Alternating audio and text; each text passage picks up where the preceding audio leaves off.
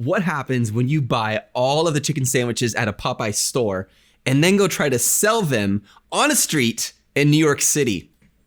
You're about to find out. It's one of the most important lessons a new business owner could ever experience. But first, here's what you might have missed this week in Amazon and e-commerce news. John Mackey from Yahoo Finance just released an article entitled Amazon Investing More Than $15 Billion in Third-Party Sellers. 15 billion? Just for a moment, think. That's 15 with 9 zeros. Why? So Amazon could create tools to help us third-party sellers sell more. But why? Well, Wall Street Journal went out and they conducted an investigation on Amazon. I'm sure Amazon felt pretty good about this. And they discovered that 4,000 products being sold on Amazon's platform today are either labeled wrong, or they're banned, or they're determined to be unsafe by regulators.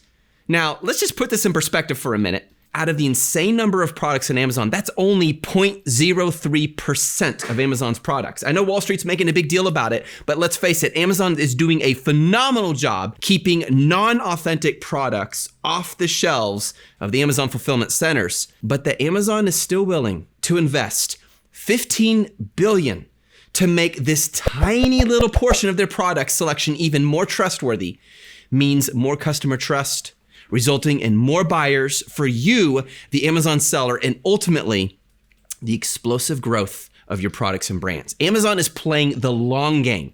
Instead of taking that $15 billion and buying out a couple islands, they're investing in the future customer of Amazon.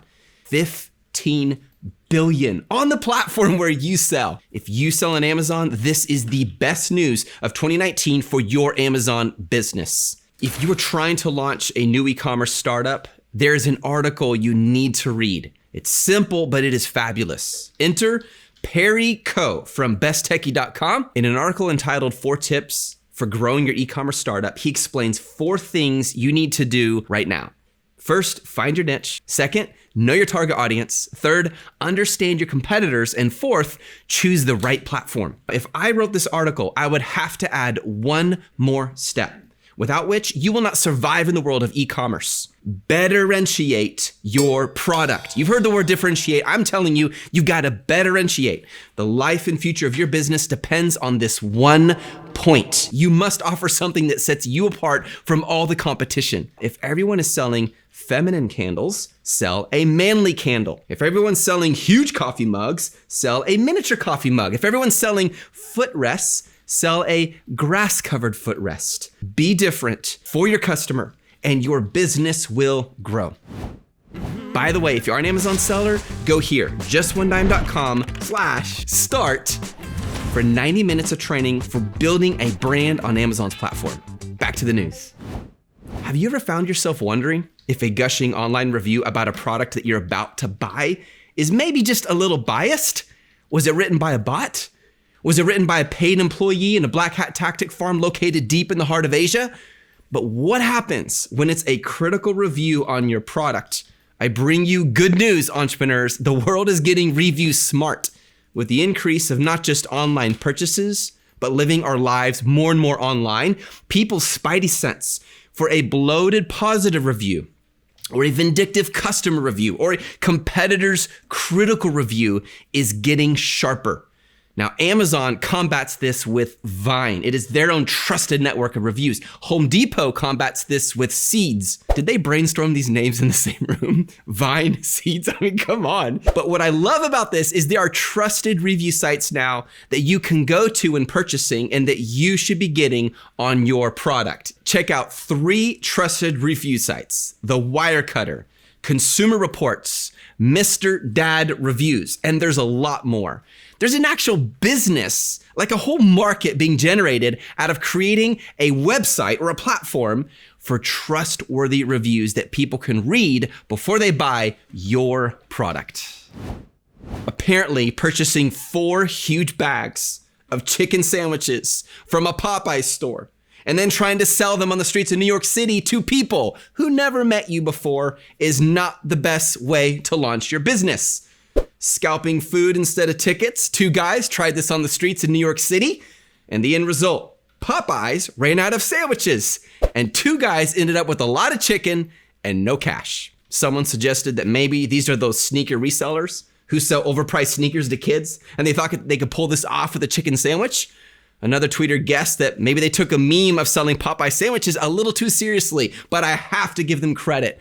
They freaking tried it. People all over Twitter lambasted these guys for a really dumb idea, and I have to admit, it was a dumbass move.